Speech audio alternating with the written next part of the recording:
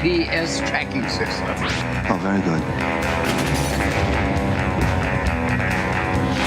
You have a license to kill, not to break the traffic laws.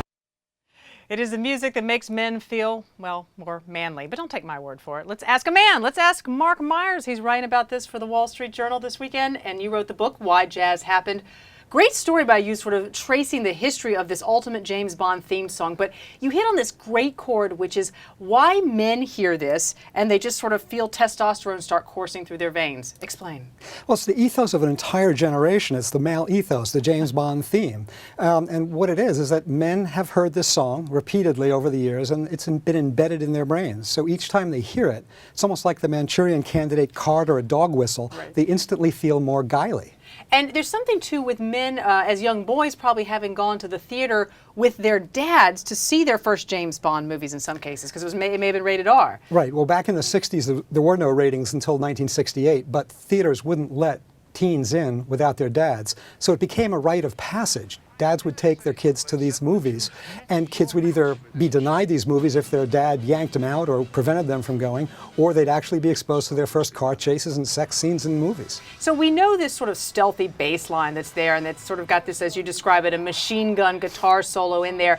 The guy with the composing credit on this song, though, he actually didn't do all of the composing. Tell us about that. Well, Monty Norman wrote the song. The song is his, and he has the sole credit.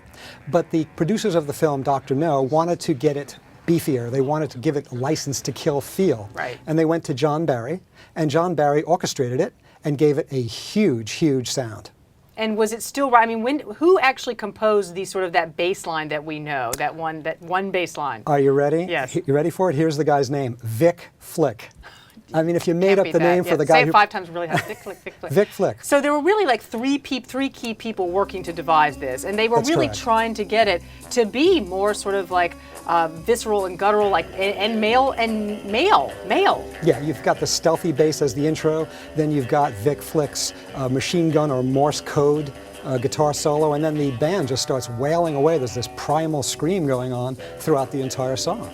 You know, it's interesting with this. I mean, talk to me about sort of music in general. Is there any other theme song that in films has become quite as iconic and had the endurance of this one that you can think of, Mark? Not really. I mean, Bonanza, Star Wars, Rocky, but it doesn't have that same aftershave sound to guys. When guys hear it, it's a dog whistle. They stop and their eyes glaze over as memories flood back of white tuxedos and bikinis and silencers and car chases. In fact, you could find the entire DNA of guys in these films, from gadgets to car chases. It's all in one film. Our floor director was just saying how much he likes it. I mean, every guy I know also who picks up a guitar, like that's one of the first things they want to learn to play. And it seems to have sort of, it's sort of generation neutral. I mean, even people today, young boys today, want to learn how to play that. It's got staying power. Well, it's a low tone. A psychiatrist told me from Harvard that the low tone on that guitar is what guys hear. They respond to that. And in fact, Vic Flick suggested that John Barry take it from A minor, which is higher up, and bring it down, orchestrate the whole thing in E minor, which is lower, so that he could get a lower sound on his guitar. Going from A minor to E minor changed the whole thing. Low, Who would have known?